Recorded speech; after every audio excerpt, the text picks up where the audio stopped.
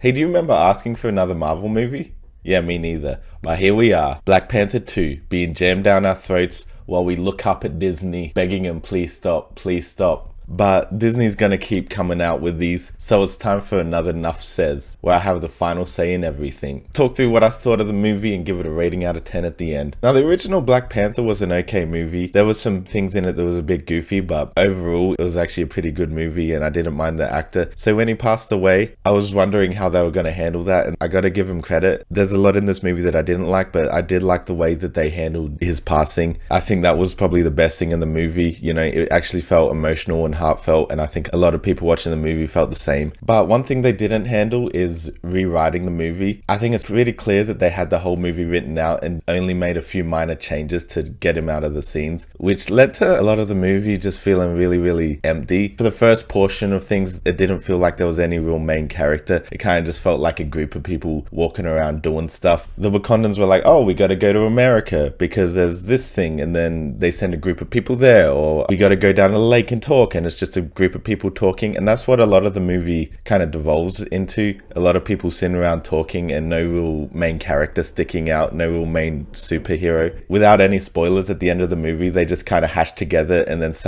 they randomly figure out, oh, this person can be the new Black Panther randomly. And it just feels like the character they chose wasn't really built up or anything like that. It was kind of just thrown like, oh, you can be Black Panther if you want. And they were like, oh, okay, I'll be Black Panther. Thanks, guys, for this opportunity. It kind of felt weird doing that. Maybe felt like they should have just rewritten the movie. Like, there was a real opportunity, I think, rewriting things and finding someone new to take up the mantle of Black Panther and focusing on that. This movie just didn't focus on anything well at all. They introduced Namor, who's the new villain from an Aztec sea warrior tribe. And he was goofy as well. He wasn't built up that well either. He's just a goofy looking dude that he has literal wings attached to his feet. And it makes him fly. So every time he's on screen, it just undercuts any seriousness because you're watching this goofy ass guy with wings flapping furiously on his feet to try to keep him up, and it just looks hilarious. Namor as a character is just this generic villain who wants to destroy the whole world with weird plans as well. There's no mystery or build up about him. He gets introduced as the major villain and then proceeds to just explain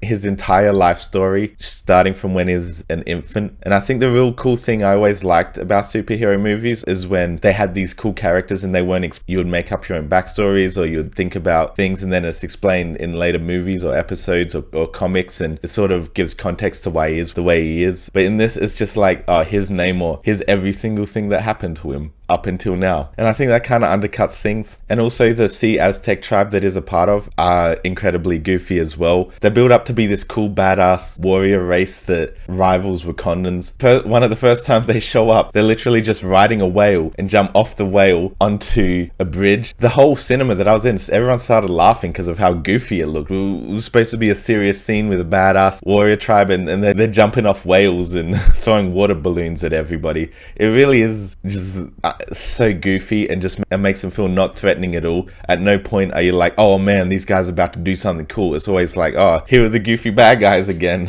The plot doesn't really make sense. Namor, I don't think this is spoiling too much, but Namor kind of rocks up and tells the Queen of Wakanda, oh, there's this scientist who figured out a way to track vibranium. Bring the scientist to us so we can kill her, or we are literally going to invade your country. Which doesn't really make that much sense, especially considering later down the line when they do eventually find the scientist, Namor just sends her goons to arrest and kidnap her anyway. So that doesn't really make sense. And they also kidnap the princess of Wakanda, which leads to a big fight in the long run. So it all just seems kind of not that well thought out from a plot perspective. So you got goofy aliens, you got goofy plot, you got... Something that's kind of weird for me is they show a lot of clips from a real life anchor in CNN. Now, CNN is a news network and they've been in a bit of controversy recently, which makes it feel even worse that they're propping them up. I mean, lately someone got fired from CNN for jacking off in front of a co-worker, and they also got into a bit of trouble for posting inaccurate headlines. So it feels weird that they're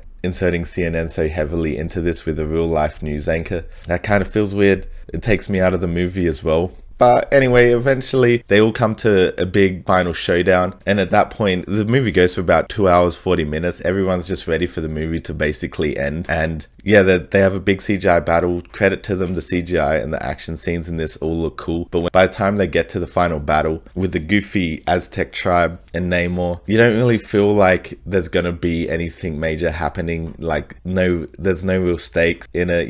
You kind of know that Disney aren't gonna do anything major to kill off Wakanda. You kind of know that Namor's gonna somehow survive. It all just seems so predictable and formulaic, and I know everyone's using that about Marvel movies, and yeah, it is definitely formulaic, not really trying. And so at the end, after all of the battles are over and everyone's fighting, they kind of just stop fighting. Namor's about to be killed by the new Black Panther that randomly got shoved in our face, and they all just kind of stop fighting. Namor doesn't get killed, no one important passes away, no real stakes happen, and then all of the Aztec tribes just go back into the water, nothing, as if nothing happened. So it was an overall slog. It was alright. The action scenes were alright. I think overall I'll give it 6 out of 10, just above average.